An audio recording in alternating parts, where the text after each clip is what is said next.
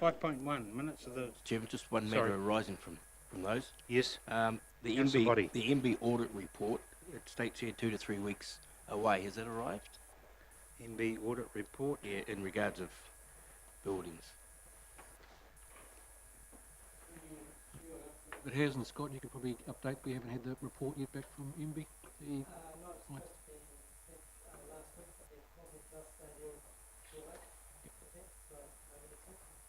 So hopefully there'll be no surprises like Waira House. No surprises. Thank you. No significant surprises, Councillor. Fine, significant. All right, thank you very much. So we've moved and seconded those, so that's good. 5.1, minutes of the Lake Taupo Protection Project Joint Committee that was held on the 30th of November. Any points of clarification of those minutes to Councillor Williamson? No? All good? You happy to move those? Thank you, Councillor Williamson. Seconded by Councillor Hickling. All those in favour, please say aye. Aye. Those against, carried. 5.2, Northern Corridor Improvements. Here we go. Mr. 3, Mr. Kevin Strongman, Claire Sharland and Dennis Lewis. Good afternoon. Good afternoon. We know it's a tricky paper. We're going to take the paper as read. Claire's got one clarification and one little error that we've got in the paper we want you guys to note. Yeah, cool. If you can just pull that a bit closer to you, I think it might be a bit easier. Okay, so Claire's just got one clarification and one mistake that we want to fix up, and then we'll take it from there. Okay, thanks, Kevin. Claire. Afternoon, everybody. Just like to point out on the first line of the report, in the purpose, there's a error of 238,000. It actually should read 233,000. So that was just a error on our behalf.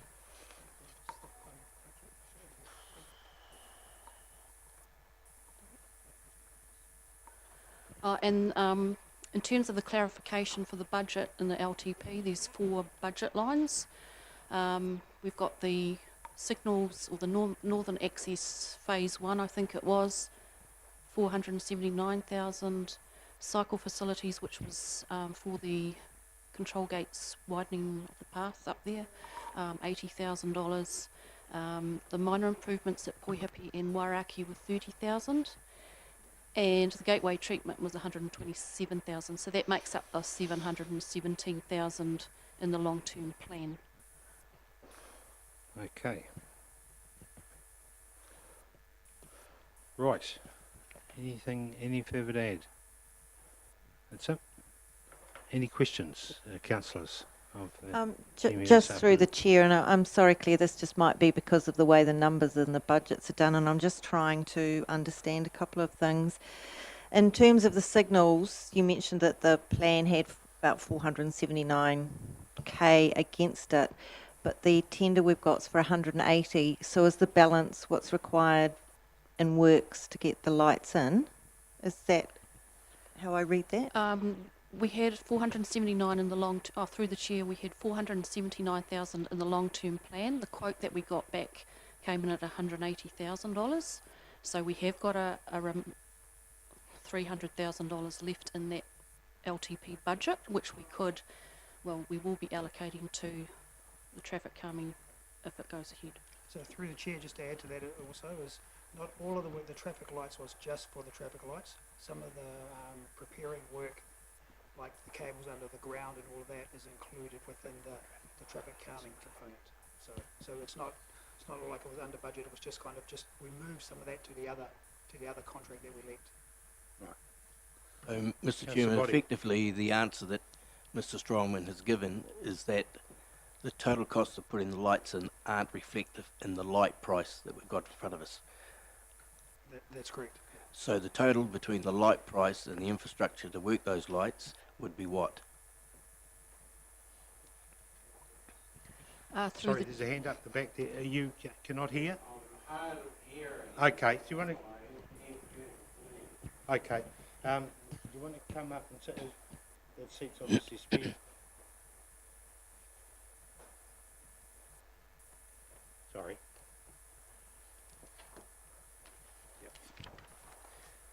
Okay, sorry, Councillor Body. Effectively, what I'm asking is the figure for the lights that's in our agenda is not reflective of the total cost of putting those lights in, so what is that? Through the chair, the total cost for the installing the signals alone is 180,000 plus or minus the duct. Well, it doesn't include the ducting, which is in the tender that we've just put out, and and pavement marking, pavement surfacing. Well, I feel through you a little bit uneasy making a decision on something when I don't really know what the costs are, because originally we had this 400 and something for lights that appears not to be correct. So I don't know whether that can be answered or not. I presume that was just an estimate first time round, was it? Correct. All right, Kevin? have Yeah, you- through the chair, yeah. Yep. We see this piece of work as an entire project. We've actually combined 4 lots of budgets, as Claire explained, to actually get the work underway. And the way that we split it up was better for the type of contractor that we had, and with traffic management plans and having one contractor able to do all of that work and to control the traffic down there for the period of time that the contract would take.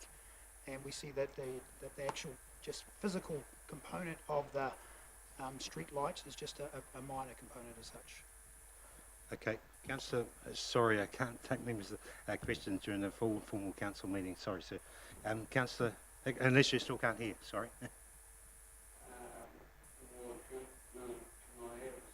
No, yeah, sorry about that. Yeah, no, unfortunately. Councillor Hickling? Yes, I'm just a little bit uneasy because I'm not 100% sure of when we talk about minor traffic, whatever you call them, Poipi Road, even where the traffic lights are going to be sited on Norman Smith Street. Just some detail. Have we got any plans or detail that we could just either have on the screen so we can see? So through the chair, we can answer that question. We're going to have something pop up on screen soon. And this was the presentation that we gave to the elected members a little while ago when we had the questions about lights. Yes. Refresh our minds, because it's a while since we dealt with some of these issues. Cool. We'll get that up on the screen. Any questions? Councillor Harvey? To go along with your queries and various other queries, I just really don't understand 1, 2 and 3 and how they're made up. So it would be really good for us to tell us exactly what 1 means, what part of road, what is that, what is 2, what is that, and what's we understand 3, that's the lights, but the other 2 I'm not sure. Okay. Kevin, do you mind just going through 1 and 2 again? Sorry. I think it'll probably aid us when we get the pictures up. But number 1 in particular, that is the overall, above all of those budgets that we mentioned, that we are asking for to complete this project. So 233,000 is the addition to the existing 4 budgets that Claire aligned, said about in that area. So sorry, and the second one, if we get the pictures up, we can talk exactly about the traffic calming in particular. So you clear on that, Rosie? We're So- waiting for the pictures. We are still confused because the lights are less than we thought, so why are we over budget? It's all Yeah. a bit Yeah. confusing. So it is confusing. I think Yeah. what you need to do is look at part 2 and part 3 as essentially one project. What it is that because the part 3, so the traffic signal is limited, it's quite specific, the part which one lights. So we need to get you to approve that, but combine it into the one project, what we're showing project in its entirety that you want to approve. It's not just putting traffic lights on the ground, obviously, it's all the other associated works, taking out parts of the major works that Kevin. Yep. You go. So he'll talk you through that now, but it's got to be seen as an entire project. If you just, sure. So we'll walk through that now.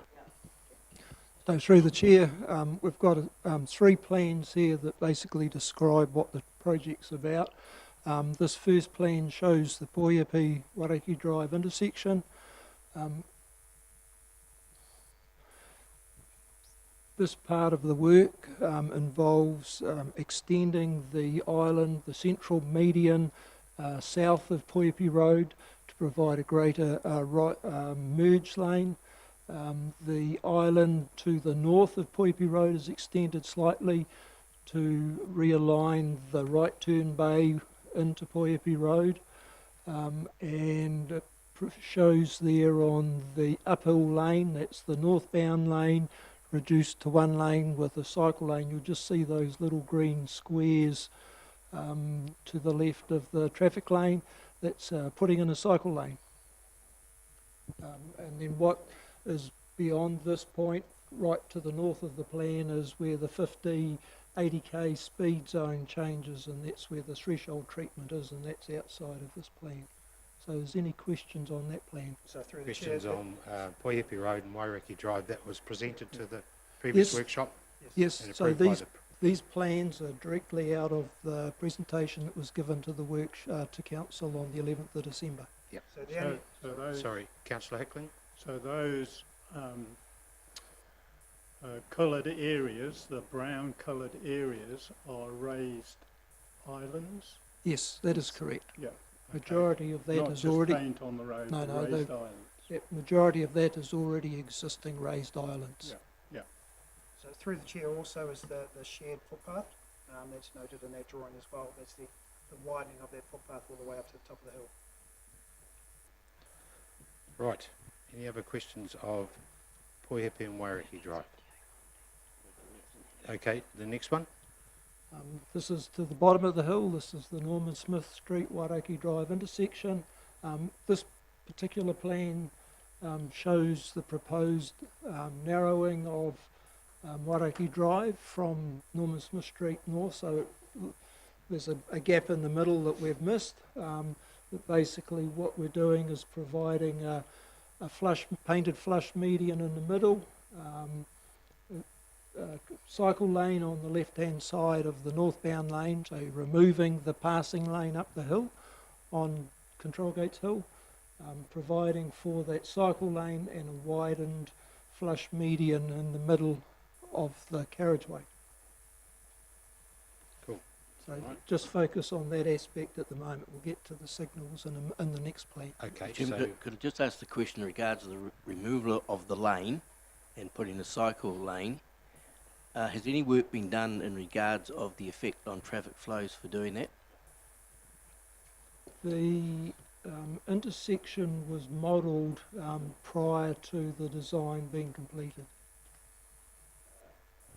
Understand that. I think we had an interesting letter from a truckie recently about having to stop, particularly if lights are in, and then going up that hill. I think we're creating a major problem, and I'm just wondering why a cycle lane should be the size of one road lane.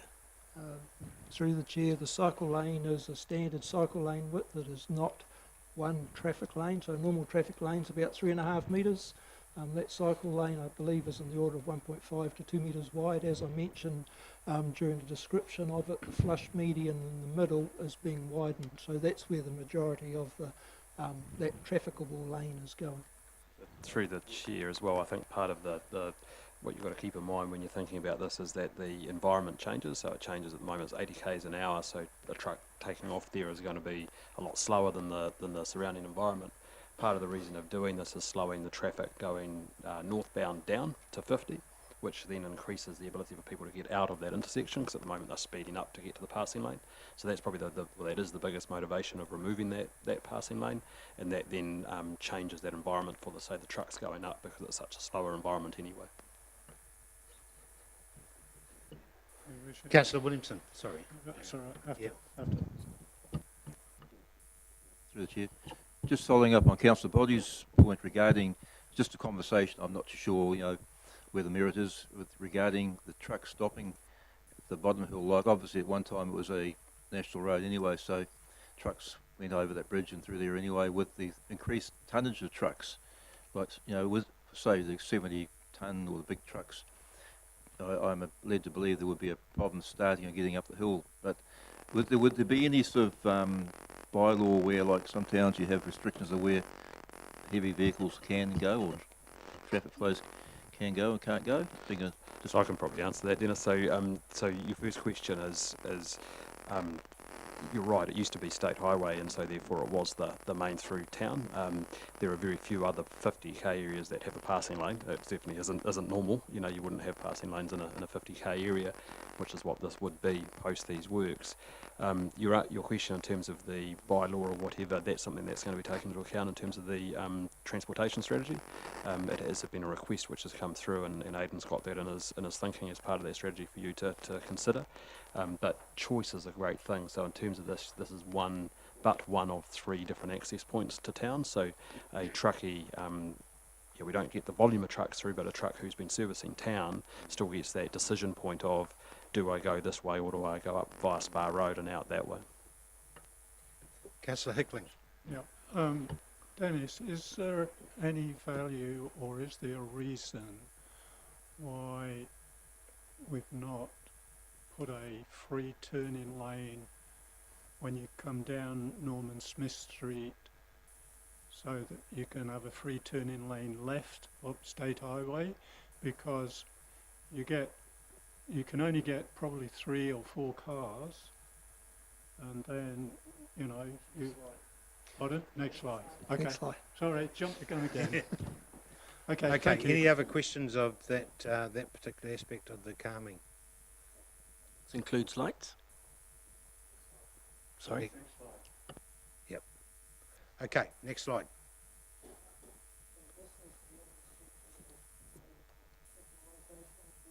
Can you turn the microphone on, please, Dennis? This slide shows the plan with the proposed signalisation of the intersection. In answer to your question, Councillor Hickling, you'll notice there is a left turn lane. It is also a right turn lane as well. So we've got two lanes in there. 2 lanes turning right, and one of them is also the left. There's no dedicated left turn lane. It's a left or right turn, but there is 2. There is 1 dedicated right turn lane and 1 lane that's left or right. So through the chair, that was done so we can actually get the speed of the vehicles through there, so we can get a number of vehicles through there. Other points to note is you will notice running east-west, just north of Norman Smith Street, is the provision of pedestrian crossing with the lights, and there's also one that runs north-south. The north-south one only crosses the right turning lanes of Norman Smith Street. The section, the pedestrians would then cross the left turn slip lane heading into Norman Smith Street under current traffic controls. You've got 2 lanes coming down Waireki Drive to go across the control gates bridge. That's correct. Yeah. And then they merge obviously into the control gates like Correct. we do at the moment. Okay, Councillor Sorry. Harvey. So just to confirm that when you say provision for the crossing, there is a crossing. Those are the plans. There is a crossing that crosses Waraki Drive, and Yep. there's a pedestrian cycle crossing that crosses Norman Smith Street for that section that's doing the right turn manoeuvre into Waraki Drive. So they are part of the whole That's system. part of the plan. Thank you. Yeah, that they will be part of the light phasing. Hoyes Road, that access which has been used a lot, therefore the people who are floating down the river and such, the lights provide a phasing opportunity for them to get in and out safely. Okay, all right, any other? Councillor Hickling? No.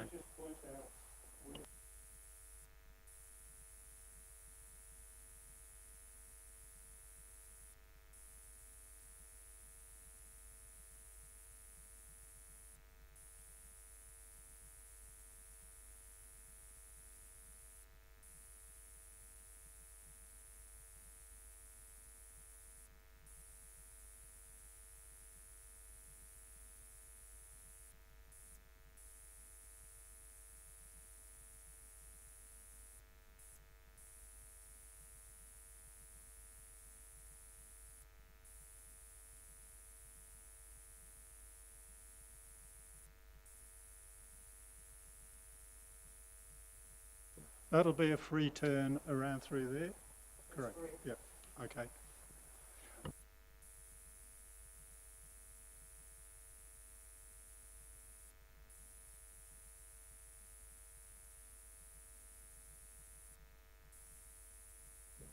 Right, okay, any other questions Yeah, of that? a couple. This yeah. has been some Councillor time. Jollins. Thank you, Your Worship. This has been some time since we got the traffic experts' views. Can you just please refresh our memory what this is going to do to queues and travel time across the bridge? Can you refresh our memories, please?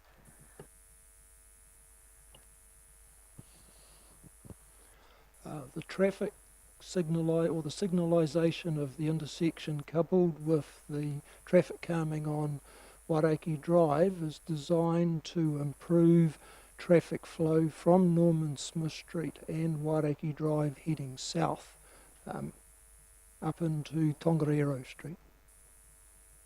If I take you right back to the very first workshop I held with Council, I think it was back in 2016, it was about the queue length and the queue time on Norman Smith Street. We have identified that it will assist that. It's not going to solve it. It will assist it. We have also identified that it will assist, it will be beneficial for both pedestrians and cyclists for crossing Wairakei Drive and Norman Smith Street. So through the chair as well, one thing that is clearly shown in the model is there will be stacking up just below, around the bridge further up to town, because it's still a single lane. That's a second bridge option solution. Okay, Councillor Williamson. Oh, so, yeah, Your Worship, yeah.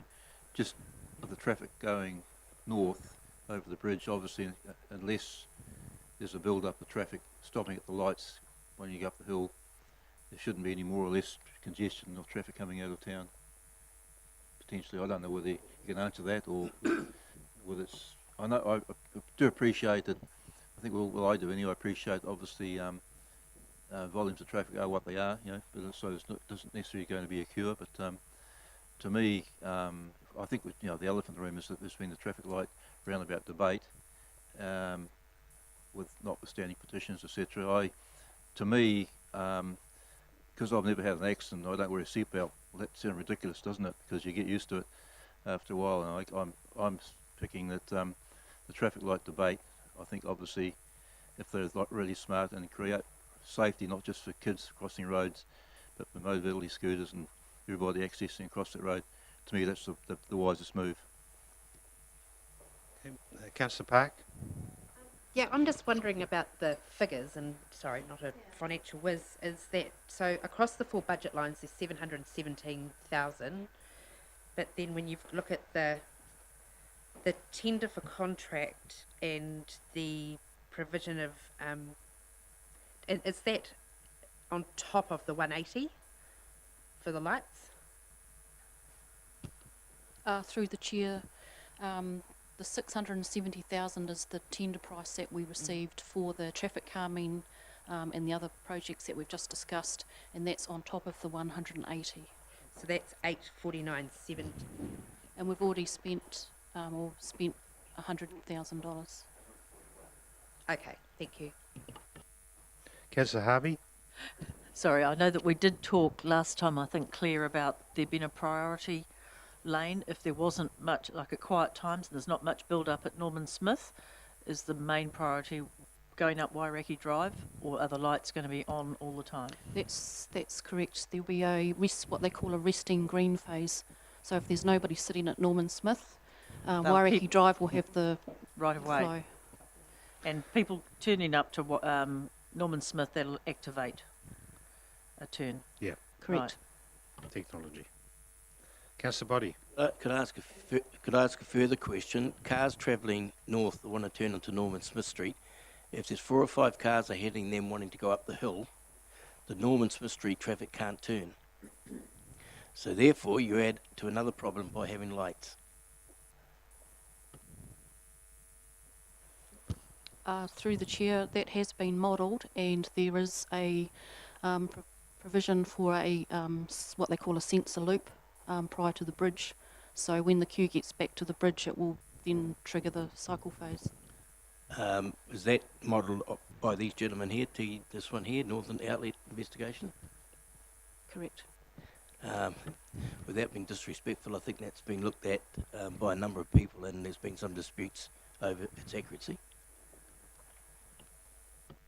There's a caution, councillors, in that we are talking about professional opinion here. But the other thing I just lastly want to make out is just for your information that the money that we've already spent on this project, if you don't go ahead with the project, it will become operationalised. If you do go ahead with it, then it's what we call capitalised, so it goes under the project. So the cost of not doing anything, you need to take that into account in your consideration, because up until date it has been a project that you've been considering. Councillor Hickling? Yeah, I'm in favour of completing this project, and one of the reasons is that the modified situation at the moment, people said it wouldn't make any difference, like the closing of Redoubt Street and you know, certain little tweaks that we did, and I've got to confess, I think it's made a huge difference personally. And so, whilst I know there's a lot of concern about traffic lights, and I've got some mixed feelings too, because it is working quite well at the moment. But I come back to the safety issue of pedestrians and certainly people coming out of Norman Smith Street onto that particular Wairaki Drive. I've seen some real dubious moves around that intersection, and so for me, I think I'd like to give this the opportunity to see just how it will work, and from looking at the plans, I'm quite comfortable with making the decision to continue with this project to its conclusion. Thank you, Councillor Hickling.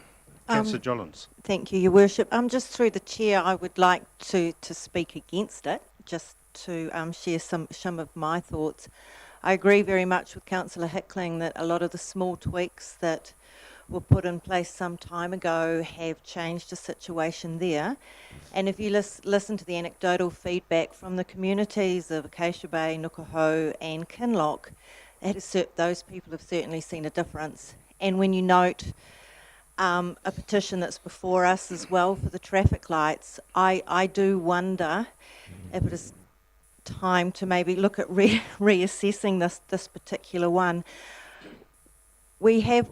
We've got a transport strategy that we need to look at. I think we need to look at an overall solution. I'm not comfortable with making one small amend without looking at how it's going to impact on everyone else. The second point I want to make is, as a council and in the past couple of months and coming up in this paper, this agenda further, we've got lots of cost escalations coming our way for a variety of reasons. And any rational person in any normal household, when faced with cost escalations coming many different ways, says, what are our priorities? I don't see trial lights here at the moment as a priority. What I do see as a priority is putting into effect some traffic calming measures to support our speed limit changes. And our biggest and most dangerous, one of our most dangerous intersections in this town is the Poihipi Road, Wairaki.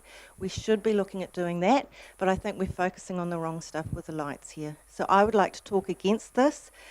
Let's do some traffic calming and let's fix up Poihipi, but I think we should put a hold on the lights at this stage. And for that reason, I would be voting against this. And I urge you to think about that and the costs.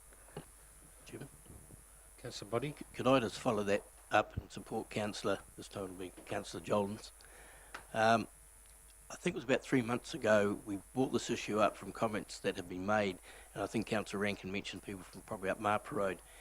The whole thing has changed since we've taken those changes, and I look at this document here, it even recommends the downhill being 50k, and it's a shame that that wasn't done when we did those other alterations. So I'm also cognizant that there's 233 over budget. We've got 450 coming up later. That's not budgeted for. I believe we leave it as it is. Change the speed down the hill and move on. The priority to me is the second bridge as part of our transport strategy, that we should be talking about that, not other issues to do with transport. Councillor Harvey? Okay, so my concern is, from my colleagues, where is the concern about safety here? Now, I've also thought long and hard about all of these issues, but I come down that road every day and go into town and watch school kids trying to cross the road by Control Gates Bridge and all over the place.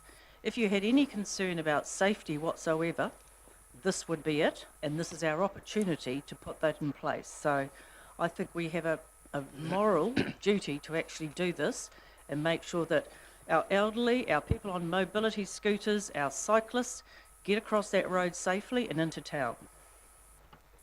Through the chair. Okay. Look, anyone else? Just a moment, please. Councillor Williamson? Through the chair. I just really endorse Councillor Harvey and Councillor Hickling's comments.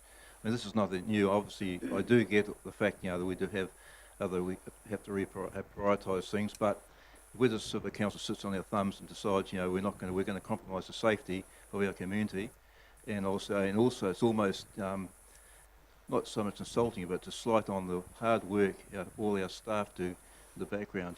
It's not just something that's thought about overnight. There was a consultation process. There was a concern in the community that something had to be done there. And obviously, even through the original consultation, there wasn't all one-way traffic, excuse the pun. There was support for traffic lights as well as roundabouts. So, Very much. so in that case, I will support the recommendation. Okay, all right. Sorry, through the chair, I just need to make a couple of comments in regards to my fellow councillors. This is no slur on the staff's ability. They have done an awesome job. All I'm saying is time has moved on. People have been using some of those changes. And look, safety is a top priority of all of us. The most dangerous part of that road is actually the Poihapi intersection. That's where those accidents are happening on a regular basis. Where are the stats on on incidences of crossing that road? I use it too every day, Councillor Harvey. There are children everywhere crossing, but that's about an education process as well, and I have not seen any incidences. Do you want to have one? Okay, all right. Anyone else? Does anyone else want to talk for or against? Or I'll get the. There's a suggested recommendation there. Obviously 1, 2, and 3. Given there's no changes to those recommendations, do I have a mover for Yes. the recommendation? Moved by Councillor Harvey, seconded by Councillor Hickling. Would you like to speak? Would anyone like to speak again against it? You've made your words quite. What I will add in supporting this recommendation, 38 years ago, I arrived in Taupo and the late Clem Curry. It was one of the subjects on the council then. So finally, we're doing something about this 38 years later. Now, it's obviously we have to have trust and faith in our experts for that expert advice. And we are doing something. So, and safety is paramount, as Councillor Harvey and Councillor Williamson have said. So I'll move the recommendation. All those in favour, please say aye. Those against? No. Your Worship, could I call for a division, please? Sure. So hands up for the recommendation. The names are to be recorded. You want the ones for or against recorded? Both.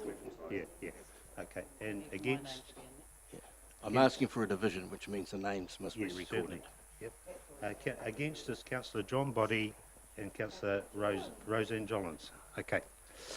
The recommendation is passed. Thank you. Right, 5.3. Financial and rating analysis in Turangi. Mr. Brian Fox.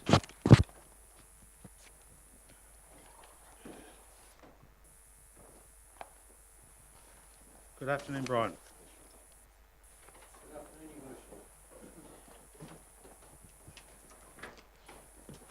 I'll take the item as read. I think you all understand the background to this item. Unfortunately, the Chair of Audit and Risk isn't available to answer any questions directly, but I'll do my best if you do have any. Cool. Okay, thank you, Brian. All right, pretty clear there. Sorry, Councillor Rankin. Through the chair, does this process include the changes that the Turangi group asked for in the analysis that they wanted done? Because they did change the base. So officers haven't been directly involved between the discussions between Mr. Byatt and PwC. Mr. Byatt was aware of those matters, and matters did change within the original terms of reference from memory. So, but really it's, I can't answer that directly, to be quite honest. My concern is that if we didn't take all of that into consideration, we're going to get to the end of this process and they're going to say, you didn't do what we asked you to do, and you're not telling us the truth and you're hiding things. I want it to be absolutely 1000% transparent, and we need to be accountable. So through the chair, I think, and Mr. Byatt and I think Mr. Cousins have had some conversations, and in fact we did offer Mr. Cousins to come in and speak to you during the public forum of today, because obviously he would have seen the items. I think there are, from my understanding, there are some elements which were asked for in that correspondence, in that email, which haven't been included through here, partly because it's either impossible to obtain that information, or the value of that information will be so limited because you're not comparing apples with oranges or apples with apples. So for example, trying to compare the activities of Taupo District Council versus other like councils, or in fact particularly at a ward level, is practically impossible because you get so much down to so much detail about how we all rate, how we do our business so differently.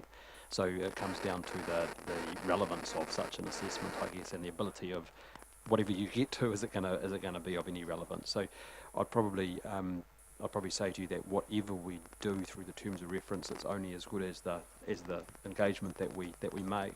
PricewaterhouseCoopers have said to us that they've done this sort of work previously at other councils, so it's not unusual for them, and they're fully aware of the sentiment behind the questions that we were asked at the public meeting. So they know the context, they know what questions have been asked by the community and what we're wanting to have asked, as is Mr. Byatt, who provides that independence over the top to give you confidence that your independent expert has signed off on this as a good assessment to answer off those questions. Mr. Fox, I'm going to ask the question slightly differently, but it's the same point that my fellow councillor is raising, because it's very important that what the outputs of this, if we agree to this expenditure, will satisfy the objective that we have set this out to do. Have that Turangi residents group, have they seen the terms of reference that we're proposing for PricewaterhouseCoopers, and are they happy overall, acknowledging Mr. Green's comments? So I'm not aware what they have or have not seen in terms of any discussion Mr. Byatt may or may not have had. I can't answer yeah, that directly. I mean, I'm reluctant to, I'll talk to the Turangi councillors here, but I'm reluctant to approve expenditure until I know that we have got the right terms of reference and the group is happy.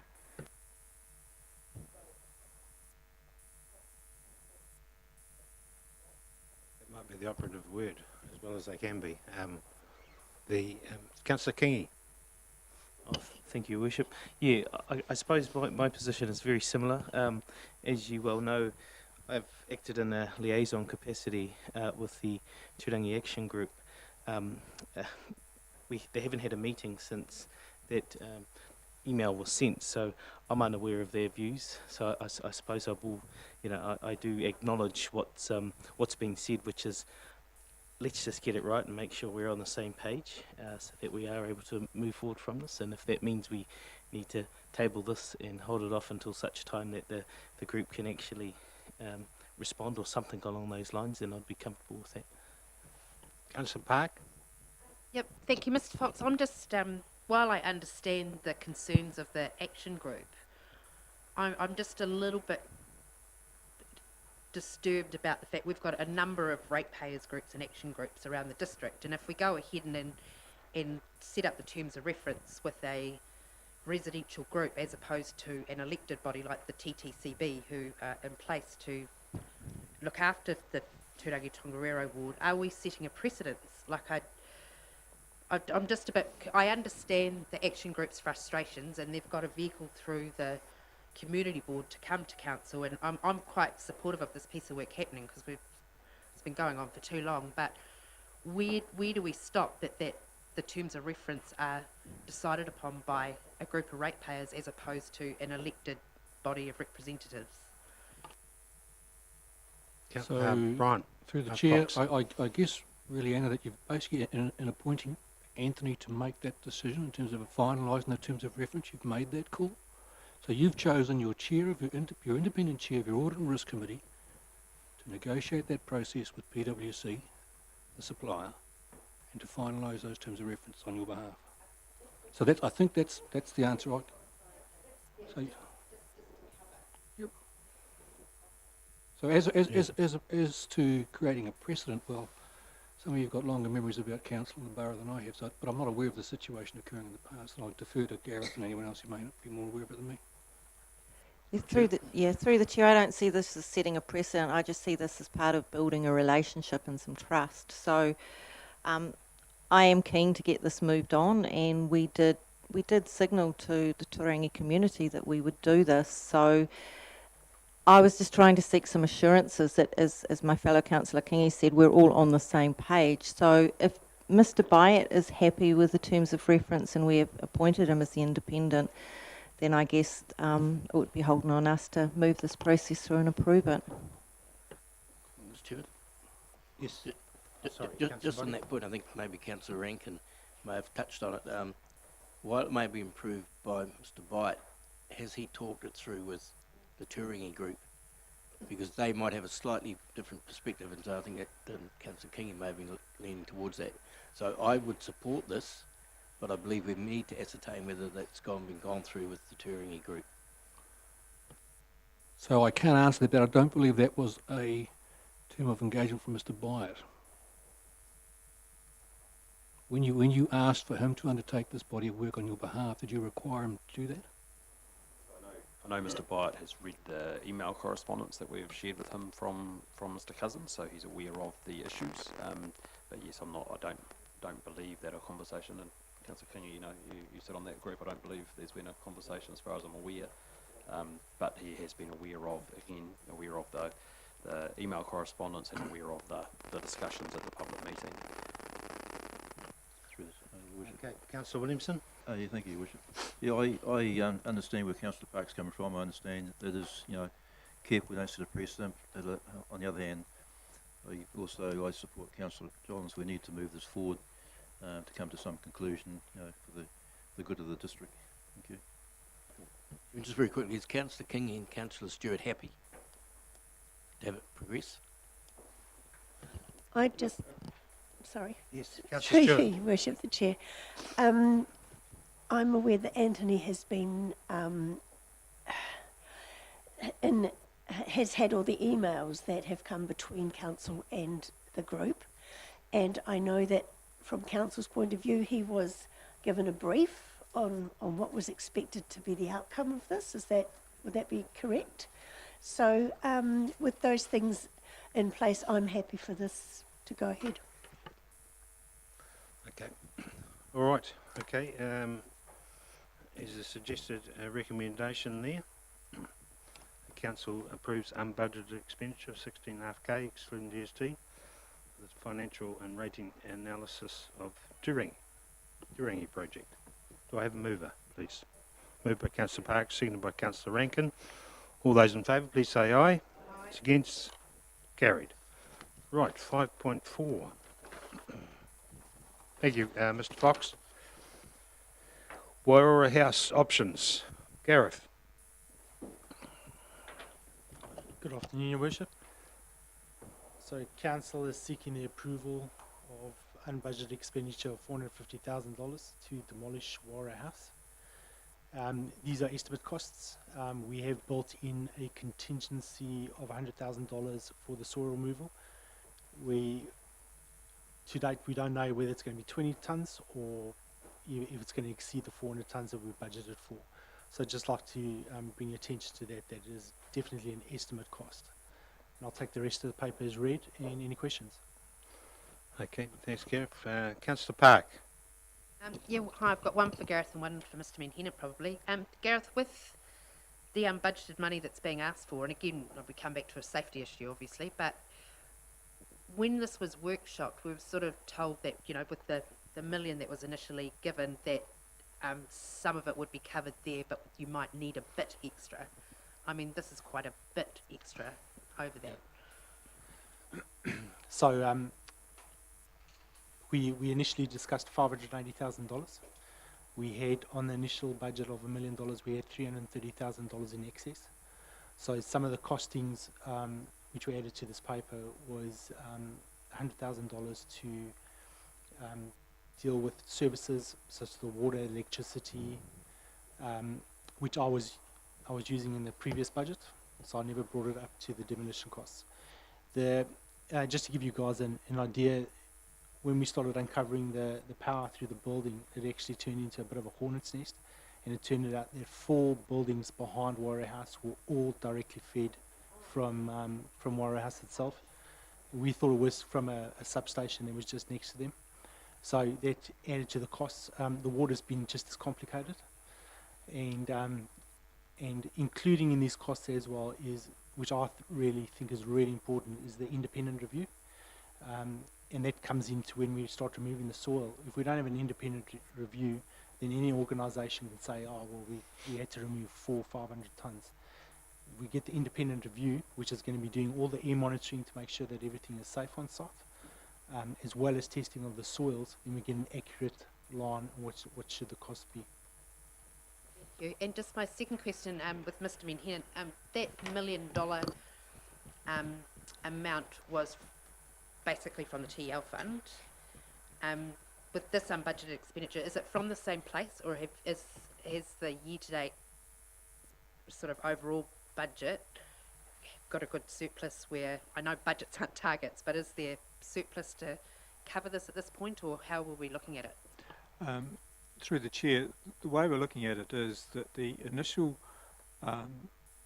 part of work was from an emergency perspective, and that's why we proposed that it be funded from the TL fund. Excuse me.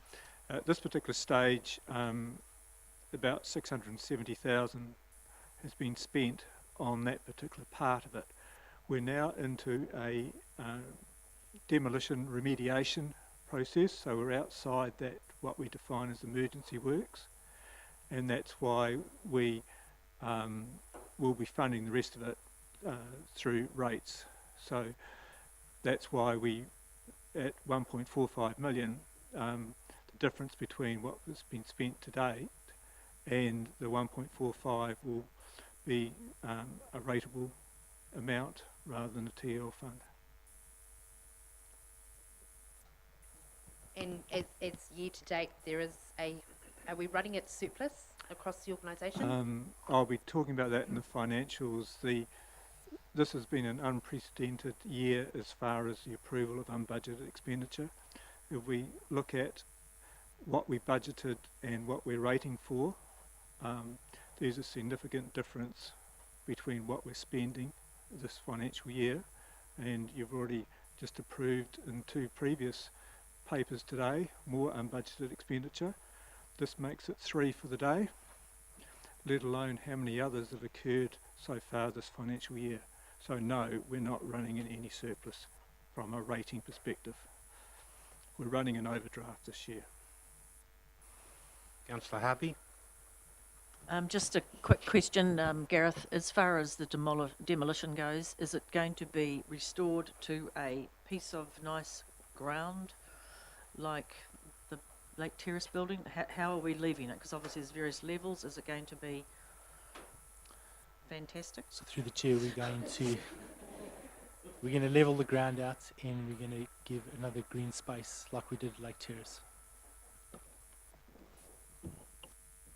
Thinking, Mr. Robinson, in the paper it states 3.9 million or 600,000. Wasn't it 3.9 for the rebuild? That is correct. Okay, so could I then ask Mr. Menhena, if we've spent 670,000 from the TEL fund amount of the million, is that right?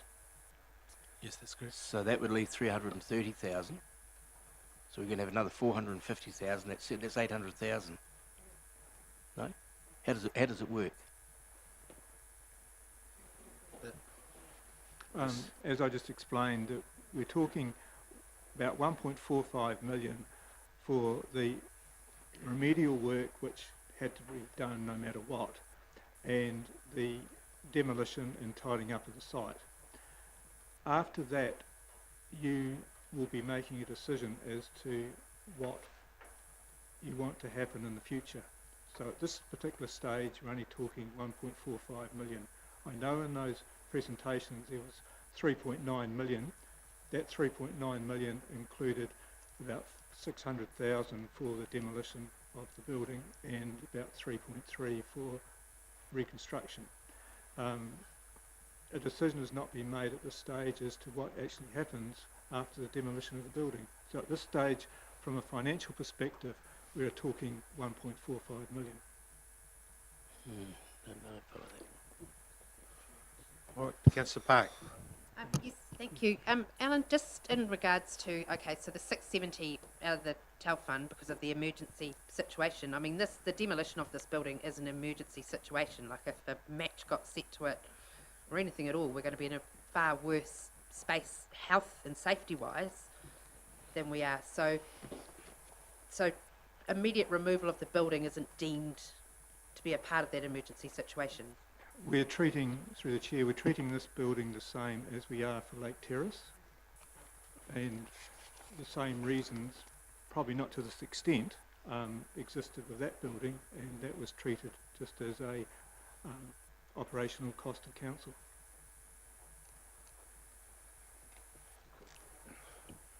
All right. I can't work it out. We've got 330 left out of the million. Okay. From the 12. Any That's no one wants to spend it, that's for sure. Yeah. All right, there's a suggested recommendation there that we demolish this building. Do I have a mover? Moved by Councillor Hickling, seconded by Councillor Rankin. All those in favour, please say aye. Against? Carried. Thanks, Gareth.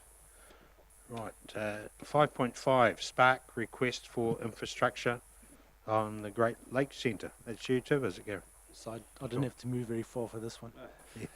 Yeah. So Spark have requested to renew some infrastructure onto the Great Lakes Centre. They have sent some concept plans which we've attached to your reports. It is our recommendation that we allow them to do this. It's aesthetically as pleasing as it could be, and they will paint it in the same colour as the building. Another demand that we made on them was to build it in such a way that they could have shared services, so we don't get separate requests from other telecommunication companies and then have to have multiple aerials on the building. So they have done that into their infrastructure. They built it in. If I can just add, the Mayor and myself and some others had a meeting with Spark, and it was as a result of the other cell tower at the lakefront. I mean, this was one of the ones that was discussed as part of that as well. When we asked Spark what other cell towers they had planned, they spoke about this one and a couple of others, which some of you will be aware of because we're working through that with other committees. This one, the other alternative, is for a tower similar to what we've got on Lake Terrace, slightly smaller, but similar to that on Tongariro Street. So as you come into town on the lamppost, which they can do as of right. So that's where we had the discussion about, is this actually a better outcome visually than what it is having something like that, which they can do without our permission. Councillor Park? Can part of the negotiation be that the one on Rainbow Drive be relocated? So we've as I say, we did meet with, the answer is no. We did meet with Spark, and the mayor provided there's no that it won't be part of this negotiation. So we did meet with Spark, and the mayor subsequently sent a letter to them asking for them to consider relocation, and if that's not possible, then what else they can do to minimise the impact of that tower on Lake Terrace. We haven't received a formal response of that yet, but we know that they are currently investigating those different options. All right. Councillor Jollins? Oh, just a quick question, because it's on the reserve, isn't it? So is there anything else we need to approve or give support? No? Okay. All right. Thank you. All right, okay, so a recommendation there. That we let Spark do this, so do I have a mover, please? Moved by Councillor Rankin, thank you. Seconded by Councillor Kingi. All those in favour, please say aye. Against, carried. 5.6, applications for Class 4 gambling venues. Scott.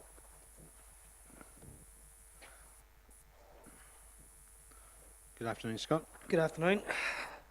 You glad I'm not coming asking you for money today? Chance to make money, I guess, out of gaming machines. I discovered in the weekend at Sky City that's not the best way to make money. But so I've got two applications, one for Turangi, the Turangi RSA, and one for what's called the Grandeur Thermal Spa Resort, which is the previous spa hotel. We've got a gaming policy that came into force in 2017, which allows officers to make a decision in terms of applications that come in that fit within that policy. Neither of the applications fit within the policy, so hence the reason of presenting it to council today. Just to quickly talk through the two, so Turangi RSA already have an existing 9 machines, which is their limit under the policy. They've purchased 5 machines from the Taupo RSA. They purchased them before they spoke to us. And so they're basically sitting there on hold until they get a decision from council. So that would take their total number of machines up to 14.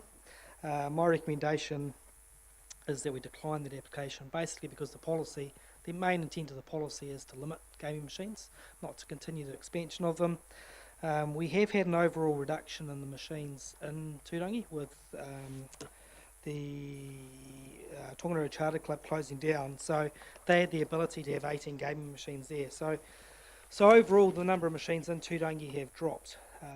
But just taking that to the side and thinking about the policy and its own merits, this is about our options to continually have a sinking lid policy on these gaming machines.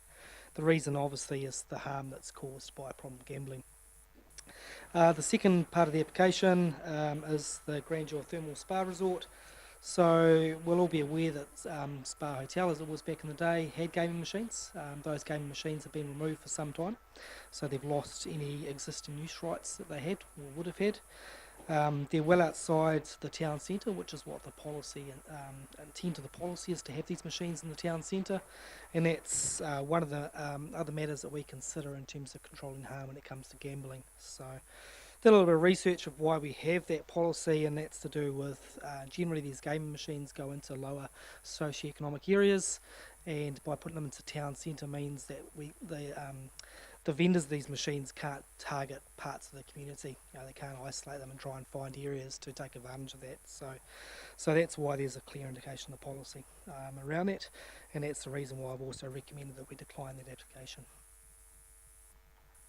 Very good. So that's your recommendation, Scott, but we have delegated authority to make the decision here, so we can change that? Yes, ultimately your decision. It's outside the policy. Okay. That's the purpose of the decision today.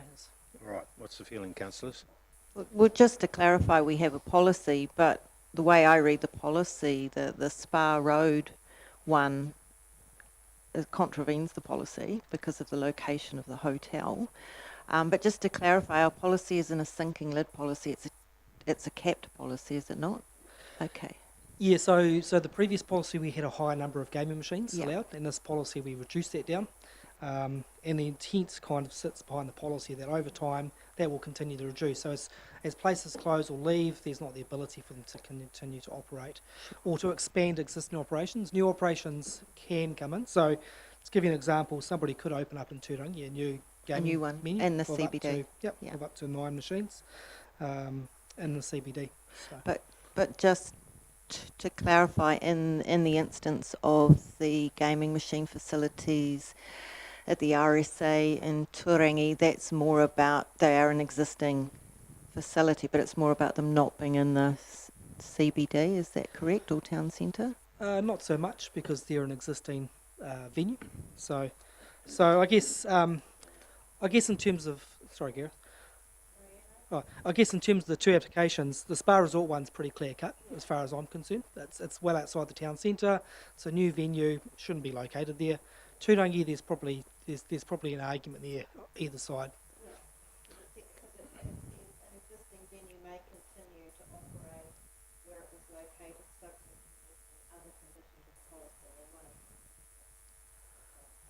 Councillor So Stewart? as I understand it, Scott, the reason that Turangi doesn't comply though is it's going more than 9, right, which is That's the right. maximum cap. Yep. So it's Yep. not so much about the town centre than the number. Yeah, that's right. So, yeah, two Yep. different things.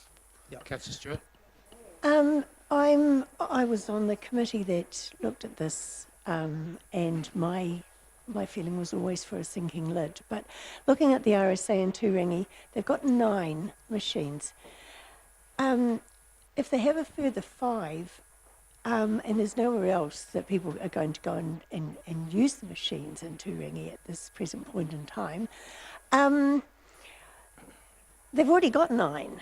So why do they need another 5? The members that go there, I'm sure there's not a queue to use these machines. So I think that 9 is, there's no need for another 5.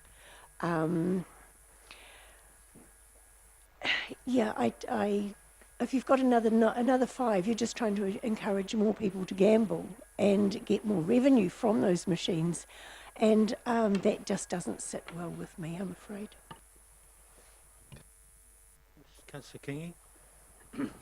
Thank you, Your Worship. Yeah, look, I've got mixed views on this. Reading the paper, the first sort of paragraph talks about the viability of the RSA. Now, we know nationally that RSAs are a declining thing.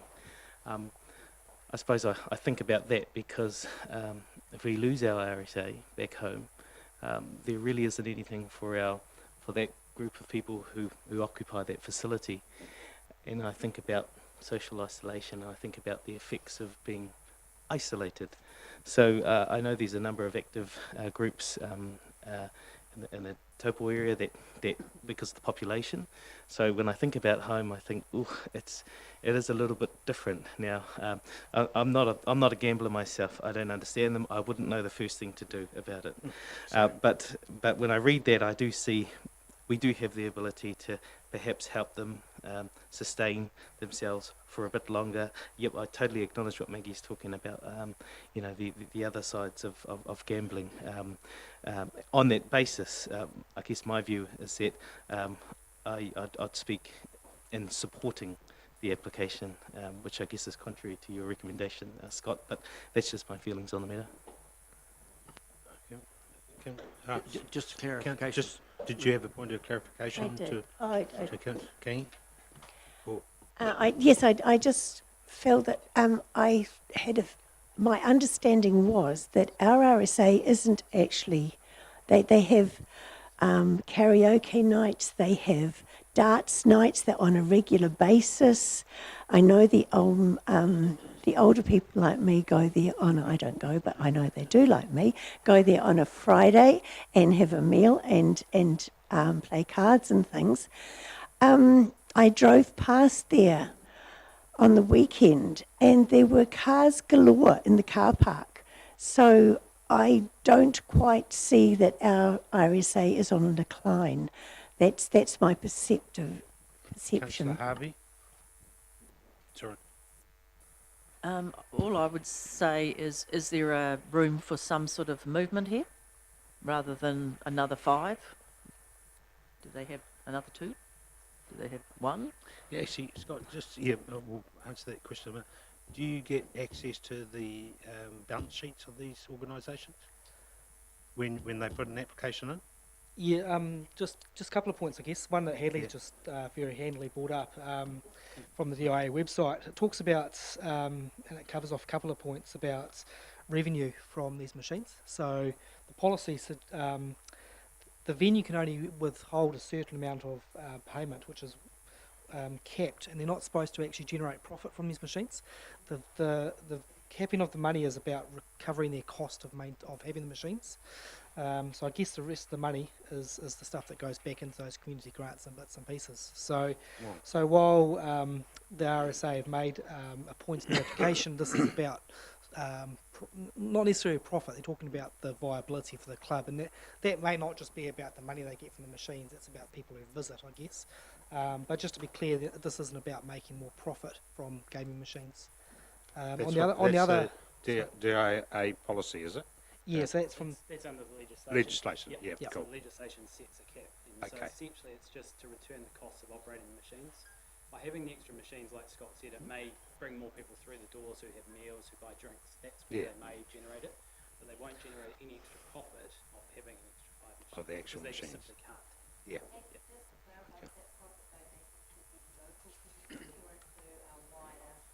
My understanding is it goes back to the society that operates the machines. So if you think of the Lion Foundation operate a range of machines, they then collect it. And I don't know if the legislation has changed yet, but I believe it was going to change, that it was going to look at local areas, but previously it's just been nationwide. So they've just Touring distributed is the it everywhere. Polaris, isn't it?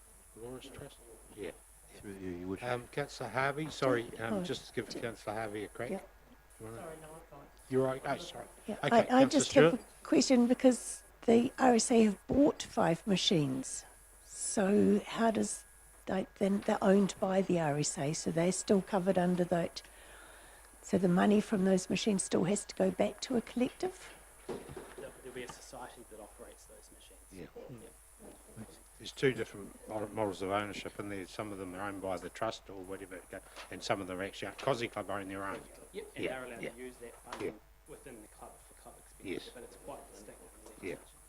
For your Okay. for your All worship. right. For your- Councillor Rankin. What? Sorry. The reality is our policy is very checklist. And if you want to gamble, you've got a million other ways of gambling than this. And adding another 2 machines is not going to make a blind bit of difference to any gambler. They know exactly what they can put in there. And I just find this really frustrating. You know, we like to control everything, and I just don't see it as a, I think we have personal choice, and they do what they want to do. So if it benefits the organisation, and the money comes back to them, then I don't see the problem. Through the chair. Councillor Williamson. I sort of chaired that committee that for the for Class 4 gambling through the whole process, and I did have a bit of a dilemma myself. I sort of tend to sympathise with Councillor Rankin, obviously with obviously the social downside, the harm that could be done. And we saw a lot of groups submit to the policy, and there's whether it's just everybody takes the responsibility for their own actions. I know that's easy, it's a hard call, because obviously people, situations, domestically and socially, it's always temptation. But my question was whether it's actually in your relevance, obviously with the RSA closing here, whether the Turangi RSA approached, you may not even know that, approached the Taupo RSA or the RSA here approached them about, because obviously they wanted to get rid of their machines. How was it, who took the initiative there, or? through the chair, I'm not familiar with what occurred. Councillor Body. Just to help me, under background, it's mentioned, if I could read it, an extension of machines from 11 to 16, but now we're hearing it's 9 plus 5 makes 14. What are we're not looking at 5 on top of the 11. Yeah, sorry, just point of, I was waiting for a bit of a moment of silence. So yeah, it's 9 machines at the Spa Resort, so that's a new gaming venue, Yeah, 9 that's the Spa, resorts. yeah. The RSA currently has 11 machines, and we're asking for a decision on the additional 5 machines. So it would go from 11, it'll go to 16. Yep. Okay, thank you. All right, someone's going to stick their neck out here and move the move the recommendation or move an alternative or whatever. Okay, Councillor Jollins. I will move the recommendations that are put forward to us in the paper that we decline both applications for the RSA and the Spa Hotel. Okay, been moved by Councillor Jollins. Do I have a seconder? Seconded by Councillor Stewart. All those in would anyone like to speak against it? Should I give notice of an amendment? Which, if this becomes a substantive, because what I would like to see, and I take Councillor Rankin's point of view, that the machines down at Turangi go ahead, but the Spa doesn't. Yeah, okay. Does anyone want to speak against the original recommendation that was moved and seconded? Okay. Said before, is there some room to change that 5 machines to something else? I think, Scotty, can we do that? Sorry, I missed that. So can you so the RSA's asked for another 5 machines? So can you make that 2 machines? You can make any decision you want. I Yeah. guess my recommendation's based on what the policy is. So, yep. Yeah. But we could make that decision. Okay. Yeah. So I deal with the amendment now. No. The original. Okay, loss. Yeah. Okay. All right. So it's been moved by Councillor Jollins, seconded by Councillor Stewart, as in 1 and 2, up there. 2. So 2 recommendations. Okay. What would the mover like to do? You happy with moving 1 and 2? Yeah. Yeah. Okay, so it's been moved by Councillor Jollins, seconded by Councillor Stewart, 1 and 2. All those in favour, please say aye. Aye.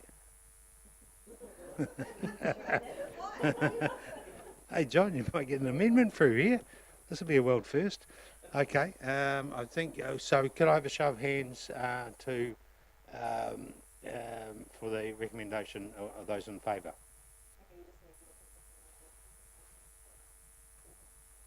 4 and 1, 2, and those against, sorry. 4. Are you there? Are you there? Come on. Yeah. No, I'd stick with the original recommendation. It's declined. Okay. Motion passes. Yep. Yeah. I would like to see that one.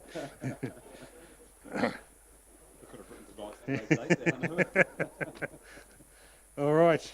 Okay. 5.7 AOG electricity tender for TDC, and I think this week Councillor Jollins signalled a conflict. So we have Mr. Neil Ward.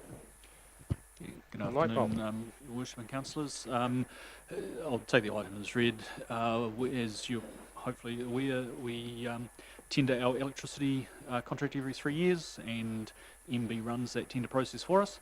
So they have gone through their procurement process, made their recommendations, and that's basically tabled in the report.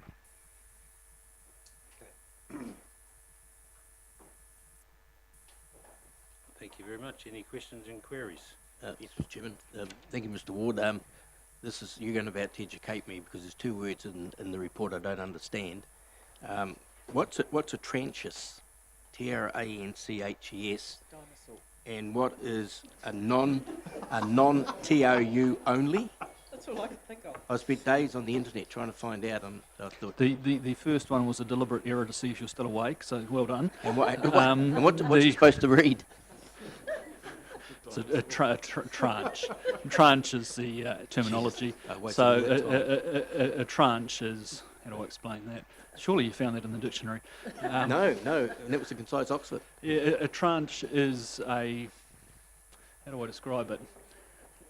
We do it all the time in the financial markets when we issue debt as a tranche of debt. It's a thing. There you go. I like dinosaur better. There's the dictionary definition. Sounds like a hospital pass. Well, before Thank you, Tina. That's a very good description. It's a very good description. The 16th, but not defined. So Neil, what is the TOU? What's a tail? TOU is time of use. So Time in of use, terms okay. of the electricity markets, there's 2 forms of provision of electricity. One's called time of use, so it's measured every 30 minutes, and then there's non-time of use after that. Yep. Okay. All right. Any other questions, Maggie, or queries, Matt? Councillor Stewart. This is for a 3-year contract, Correct. so our new building won't be built by this time, within 3 That's entirely years. up to you, I guess. So if it was done within this time and we have solar in there, I'd like to make sure that this company is going to give us a decent look in on what they would buy our excess solar for. So the MB negotiates the terms and conditions of the contract, in fact with all of the electricity providers in New Zealand, we would not be able to vary the terms of that. Okay. All right, so Meridian, they operate locally, do they? The majority of Meridian supplies from the South Island, yeah. Right. Councillors comfortable with that? Yep. All right. So, I have a mover, please. Moved by Councillor Body, seconded by Councillor Stewart. All those in favour, please say aye. It's against, carried. Thanks, Neil. Yeah, you're the next one too? 5.8, Treasury Management Me again. Policy Amendment. Yeah, so this is a very technical item. Apologies for that, but it's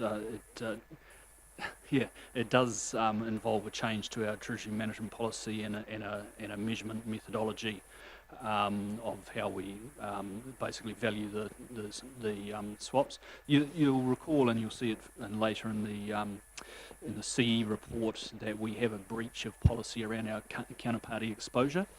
This item will actually fix or remedy that, and really it just comes down to the present method, which is the OEM method, and I won't get into detail on that, is a very conservative method for measuring your counterparty exposure.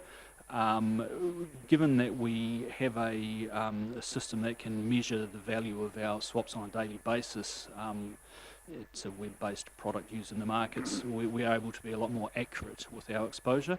And the recommendation from PwC, our Treasury advisors, is that we move to the, if you like, the more modern, accurate FPCE method, which measures your exposure in a more accurate way. And you'll see on the second page, 116, that little chart there, you'll see there's a significant difference between the valuation methodologies. So our advisors have recommended that given that we are able to measure our exposure on a daily basis, that we move to a more suitable measurement methodology. Sorry about this item, it's rather tedious. Councillor Body? Thank you, Mr. Ward, for that. I checked the information that you've got in the document, in the agenda. Does that mean the wording on page 23 of the management plan, interest rate risk manager, ED swaps, will that change its wording, or will it remain the same? Sorry, that's the wording in the Treasury Management Policy, was it? Policy. Yes, that is correct. The wording in the Treasury Management Policy will be updated with this. That's what I've suggested in the item. And this makes the whole procedure easier? Absolutely. Okay. Well, no, sorry. What it does is it more accurately measures your counterparty credit risk. And what that means is, so currently we're breaching that measure. That's the ANZ 20.3. So under the new measurement methodology, you will no longer be in breach of policy. Yeah, thank you. All right. Oh, Thanks, just Sam. one quick question from me, because this stuff really interests me, Mr. Wood. Look, it looks like the primary advantage, as you say, is to be a more accurate and true reflection of our credit risk. Can you just explain for me one of the other advantages which enables more competitive pricing of interest rate risk management instruments? What are we talking about here as it relates to the credit risk, please? Yeah, no, good question, Councillor. So currently, as Councillor Body pointed out, we are breaching our counterparty exposure with ANZ. They are currently one of the most competitive counterparties in the market. So what it means is that I can no longer ask them for pricing. So it means effectively we take a competitive competitor out of the market. Competitive. Yeah, you know what I mean. In that case, Your Worship, I'm more than happy to pass that rather long motion. Okay, we moved it, seconded by Councillor Body. Second, now I've understood those two words, I'm more than happy to. Okay, lovely. All those in favour, please say aye. Aye. Those against, carried. 5.9, receipt of draft statements of intent. Jessica.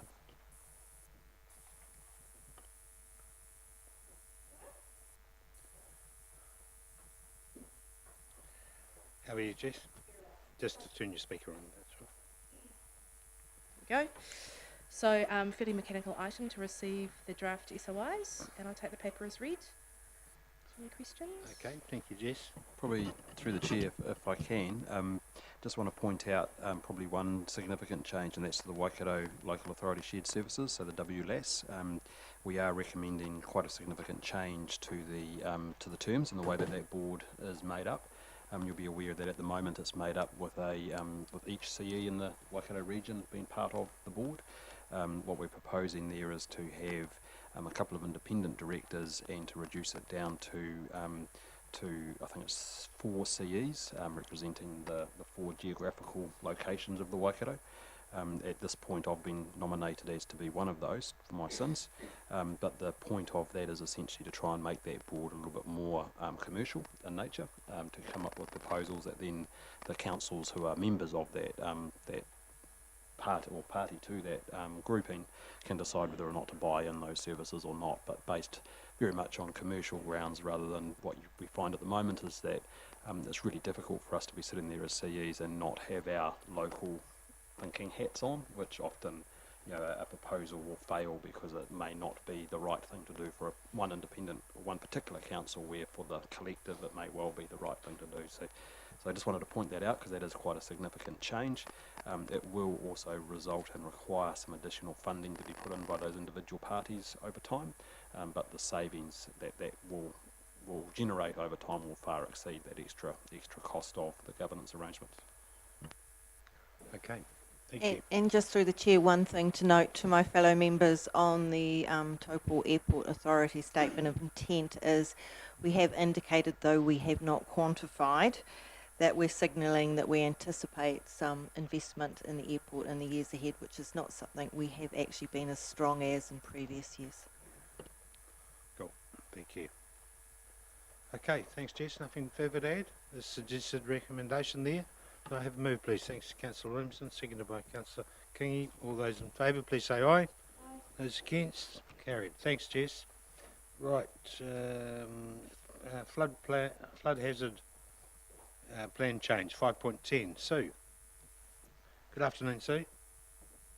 Good afternoon. This is the last time I'll appear in front of you on Plan Change 34. We've made it to the end. It's been a very long process.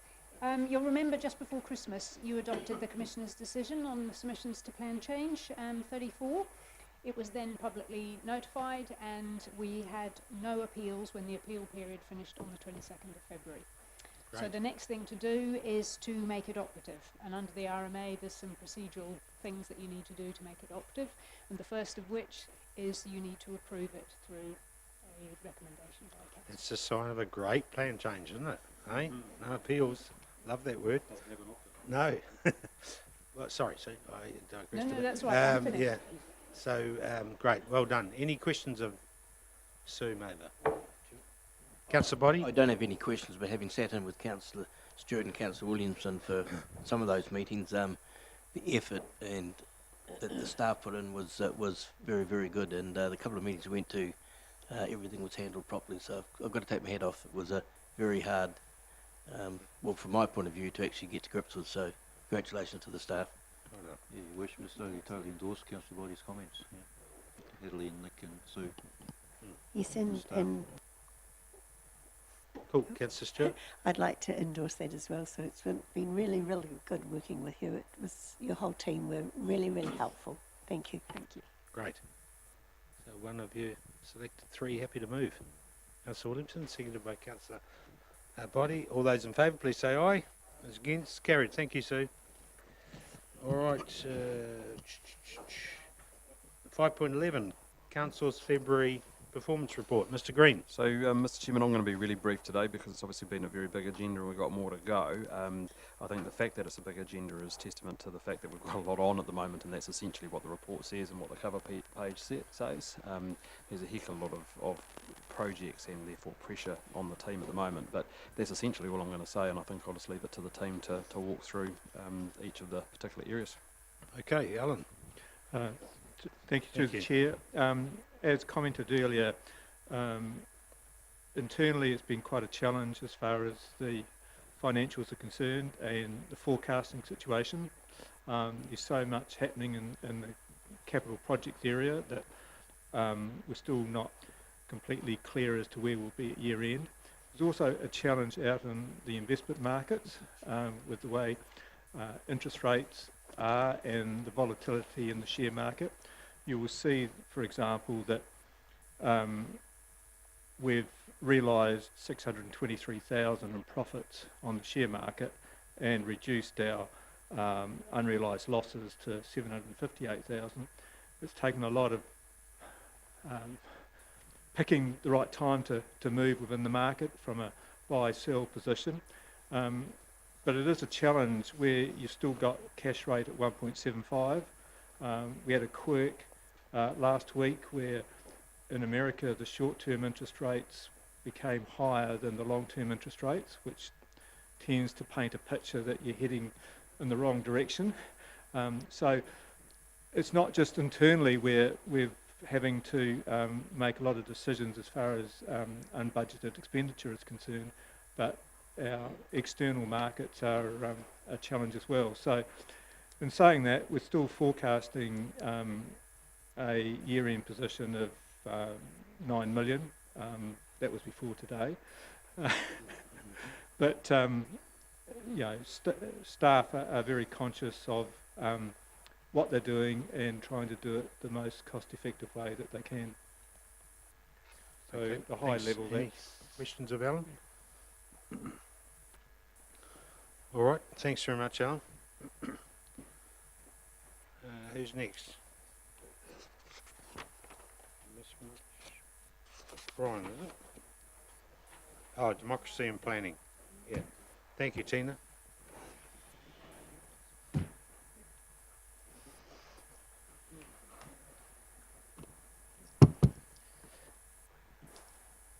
Really not much change from last month. You'll note that just the plan change 34, that the date there is changed, or should be changed for today's date rather than the 19th of March. And those two with the red dots you were aware of previously as well. Okay. Any questions of Tina? No? Community Services, Brian. Thank you, Your Worship. Similarly, not much further updates from last month. We've talked about some things today.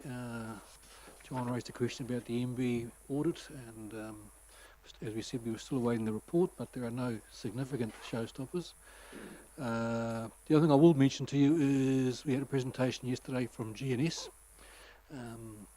about a research project that government is funding. It's an $8 million research project. It's called Eclipse, which is Eruption or Catastrophe Learning to Implement Preparedness for Future Supervolcano Eruptions. Yes, I know, it's a big one. It's a mouthful. But they will be focusing a lot on here in Rotorua, and particularly next year when there'll be 1,000 of the leading volcanologists in the region. So yeah, just a bit of an interest in that space going forward. Okay. I see your operating costs are probably going to end up the year 400 grand over. Any particular reason for that? Or you'll appreciate some Yep. unbudgeted stuff that you've approved previously. There's also legal costs, I think, from memory, is one of those key ones. Okay. And given the discussion this morning that you had, you'll appreciate there's likely to be increased in that again, without going into detail. Okay. Councillor Harvey? Just a quick query, and I'm not sure where this sits, but the Waiora House, the fact that subsidising of rents, etc., where does that end up? It's in that, it was in those figures earlier, was it? Or? I'm probably not the best person to answer that question. through the chair, for this particular financial year, we've encapsulated it in the funding to date, and then from the 1st of July, it'll be budgeted for in the next annual plan. So it's prepaid up to the 30th of June. So do we have an understanding of the extra that it's costing council overall, from what they receive to what we pay out? So when we took over the emergency preparation for evacuating from Waiora House, we took care of the tenancies. Those tenancies are being extended as a result of the works not being completed. Some of that will be covered through, as Alan said, through now. Beyond that, we're looking for a 12-month extension. In that time, council will be looking to make decisions on what the future is, whether it's a rebuild, whether you're in this business or not. Those conversations are yet to be had. The question though, Dylan, was how much is it? How much are we paying in the leases for those sites? Those are still being negotiated, so it's carryover of current terms, which I think was around 26,000 for one building. The other one, we've had a change of terms, which is around, they're not willing to go into 6-month term. They're looking at 3 months, so we're still in negotiations in that building. When we decide what we're going to do, whether it's a rebuild or whatever, we need those costs so we know if it's a rebuild, where it all sits and where the money comes from and so on, as we've probably discussed here. I think so, sort of what Rosie's getting at. How many tenancies did we have in there? How many tenancies did we have in Wairora House, even though Wairora House ran it? So in Wairora House's main building, which is the only building that's been subject to the evacuation, you have around 12 tenant organisations. Yep. 2 of those are resident in Tamamuti Street, which is Citizens Advice Bureau. Yeah, it doesn't matter where they are. So you got 12 tenancy. They were paying their current rent.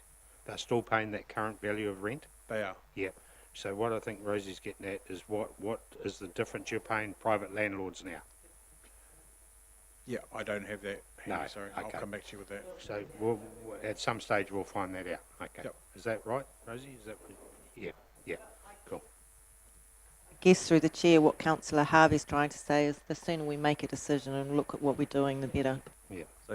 So on that, you've made the decision earlier on today. The next step for us, and we'll do that as soon as we can, is to have a workshop with you and then ultimately the trust as well, to have a conversation around that. As part of that workshop, we'll make sure you've got all those facts and figures so that you can make an informed decision. Cool. Okay. Thank you, Brian. Water. Sorry. Community facilities. Not much change, obviously. We still have that timing issue at the front in terms of our 200k, but probably the big change that's coming through is some works that are going to be put down at the venues. One of those is around specifically the hydroslide replacement.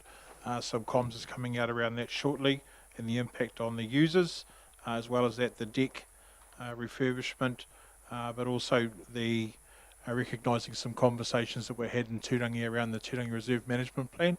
We are, as officers, working through those conversations alongside the Community Board, just for those councillors that were present. But other than that, I'll take the report as read, Your Worship. Cool. Thank you. Any questions, Dylan, on that? No? Water. Kevin. Well, I'll try and keep it brief.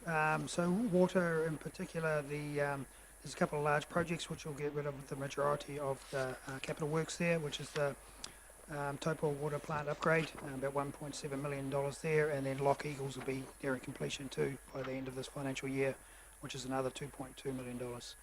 The renewal side you see is quite well down, but that's been let into contract last month down in Turangi, and that's responsible for about just over $2 million worth of those renewals. The other thing in the water is we just put just a mention of the protozoal compliance that we're going around putting UV in over the next few years, and we've got a lot of non-compliances there for telemetry being down and comms being out, so that's something that the team are working really hard on at the moment, and we're spending some of those operational budgets in that space because it's important to be compliant. Any other questions for water? Transport? So transport, just a lot of... Sorry. Yep. This has been here for a while. In regards of the upgrade of the Acacia Bay water supply to comply with DWSNZ, the long-term plan says 300, but our agenda items keep showing 311,000. Would there be a reason for that? Not off the top of my head, I can find that out and get back. Okay, thanks, Kevin. Transport. So transport is, we're in the sealing season. There's been a lot of sealing happening, Broadlands Road, various links along there, and the next lot of areas are to be done around Forest Road, Spencer Road, Tataki Road, McLean Road, Pukawa Road. So there's a whole heap of them all happening now in March and April. Cool. nothing else on transport to report. No. Chairman, if I may. Yes. I'm still going to meet with yourself and Mr. Lewis eventually over the LED lighting. Which of the areas that have been covered to date are now with those P-class road lightings? Is that right? The agenda item states that we're 60% has been installed. Yes, so through the chair, forgive me, I've got lost in this lot of emails, so if Mr. Lewis can help me out on this one, that'd be great, thanks. Can you please repeat the question? What I'm asking is the agenda item shows that 60% of the LED lighting has been done. Yes. Now, some time ago, I've got it here, but we approved expenditure for the lighting that is classed for the P roads, and I've asked for what a P road is. I've got it from NZTA. Yep. You also indicated that I think it's a V LED light that will be going in. So are they two completely different budget measures? Same budget, they're different classes of road. To use an example, your P class is typically your local roads, so anything, that might be easier to say, and the V class is arterial roads, so a road like Spa Road, Lake Terrace, Tauhara, Tararipa, those are VCAT roads in terms of lighting, and all of the other minor roads are P class. Minor roads, what my concerns, I've expressed it to His Worship, is that a search of the NZ Transport Specification and Guidelines for Road Lighting Design states that a Category P lighting provides a lit environment to help pedestrians orientate themselves and detect potential hazards. And if we take one area that I know that where they've been put in, it doesn't quite do that. That's why I'm wondering whether the P road or class lights in the V will make any difference. Because I believe we need a brighter light in those pedestrian areas. Within that P category, lighting is also under the NZTA categories, talks about local roads. So it's a local road for pedestrian use. The V category lighting is primarily for vehicle traffic.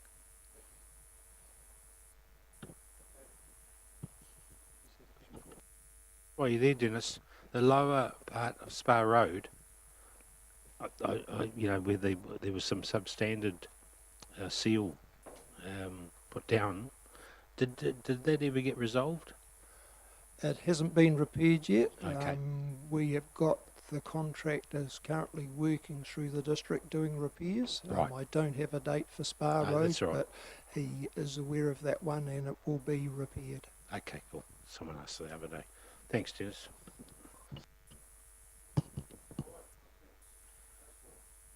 I'll take that as read. I think just one thing there on page 150 is the Waikato Regional Council endorsement actions. We've put those through to you before as CW and for independent emails, but we thought we'd collate it all here in one place.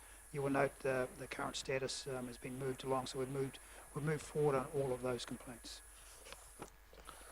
Lovely, lovely. All right. What's next? Stormwater. Solid waste. Yeah, I'll take solid waste and stormwater as read because they're pretty standard. Thanks. Very good. Okay. And me to Economic finish, development. I've nothing at SAPT. We're currently going through the DGLT board recruitment at the moment, so they'll be coming to you at some point for interviews. Yep, cool. And we've got the airport workshop coming up? Yep. Yep. Next week, isn't it? That's going to be heavy going, so I just need you to make sure you have good breakfast. He's saying we're looking tired. No problem. Yeah, good. That's exciting. Okay, thank you very much, John. Nothing further to add on economic development. That's it. Yep. So thank you, Mr. CEO. There's a suggested recommendation there. Thank you, Councillor Jollins. Seconded by Councillor Boddy. All those in favour, please say aye. Against, carried. Right, adoption of draft fees and charges. Thank you very much.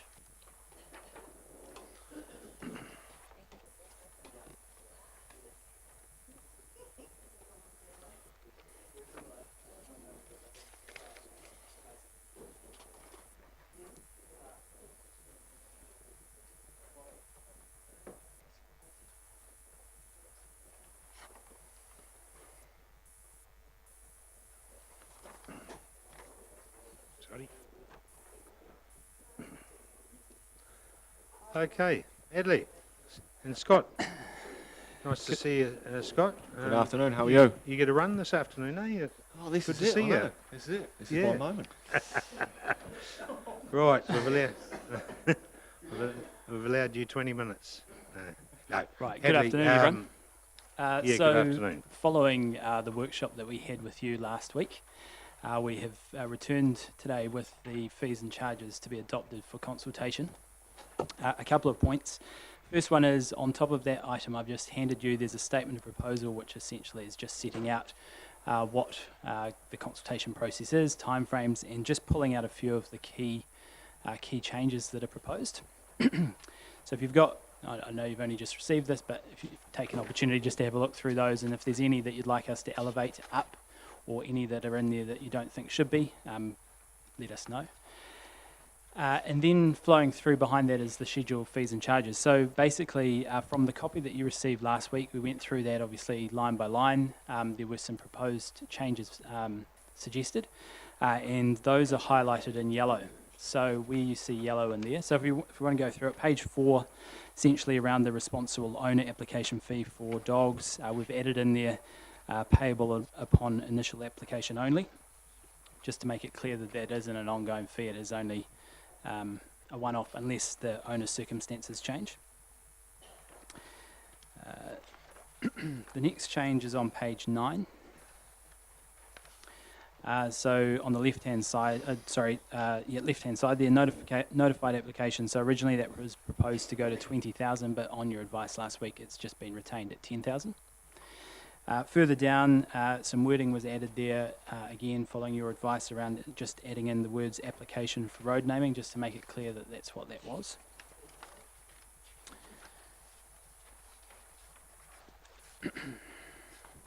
And then the next set of changes begin on page 19 at the bottom, under AC bars. So I'll turn to Scott just to talk through those.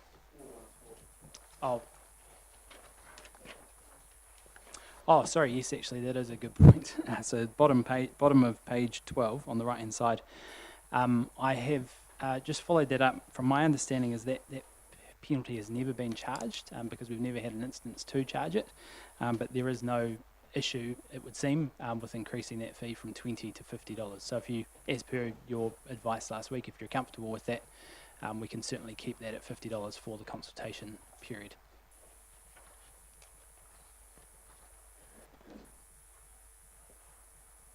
And then AC bars on page 19 onwards.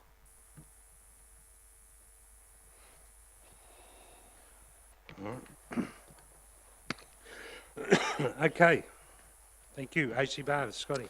Okay, so I do apologise for missing the workshop last Tuesday. Unfortunately, I had a sick little girl that demanded all my attention.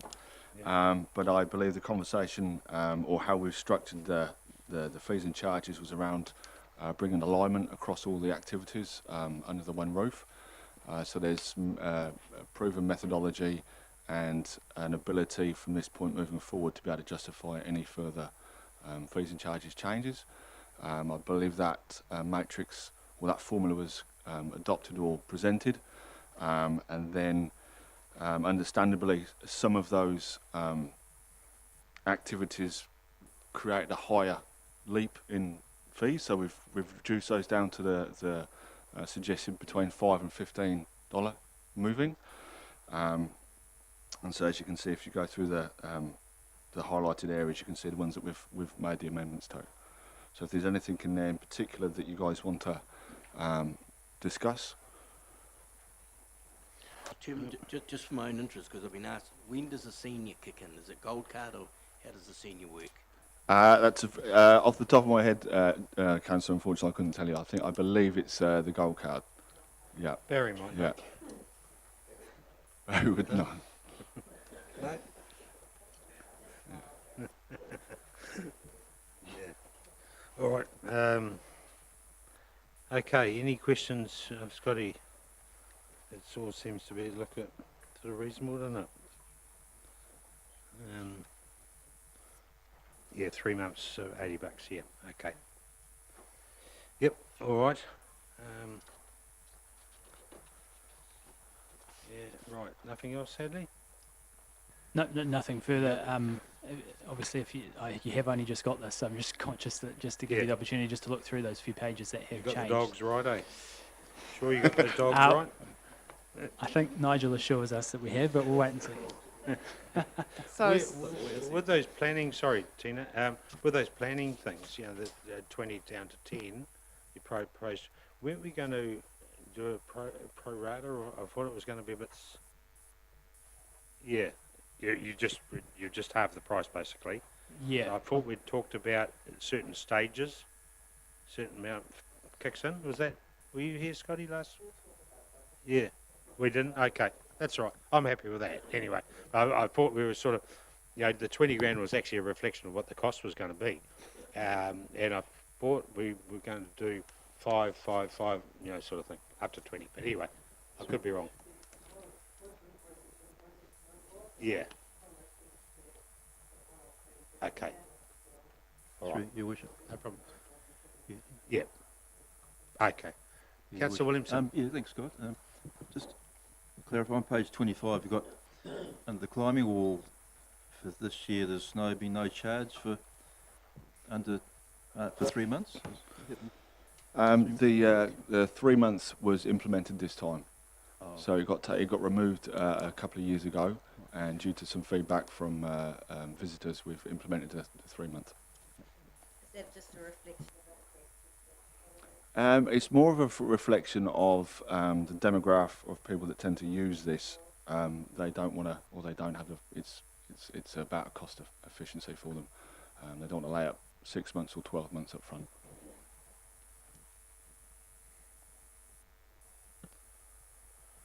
Scotty, you got to wait pretty scot-free, haven't you, really? There's been no difficult questions for you. You're a lucky man. All right, suggested recommendation up there. 1920. I have a mover. Moved by Councillor Hackling, seconded by Councillor Williamson. All those in favour, please say aye. It's against, carried. Thanks, gentlemen. Right. 5.13, 255 Crown Road. Proposed vesting to enable sale of balanced lot. Gemma. Hi, Gemma. How are you? Good. Yeah.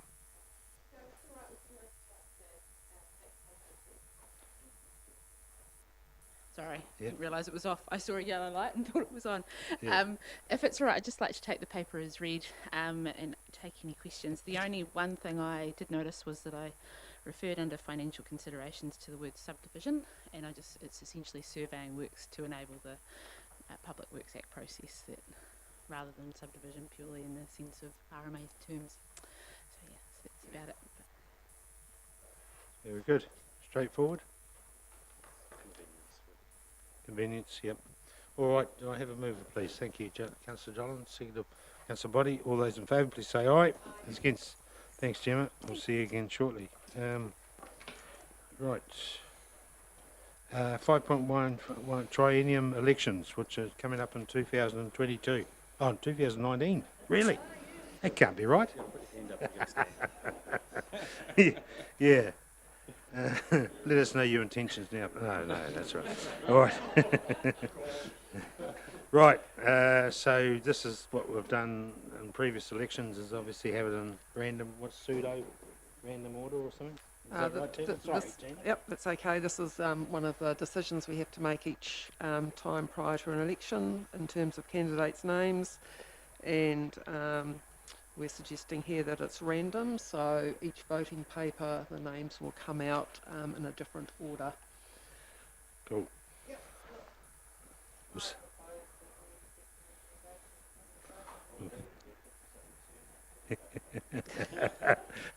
With someone that's surname starts with T, I'm happy to second it.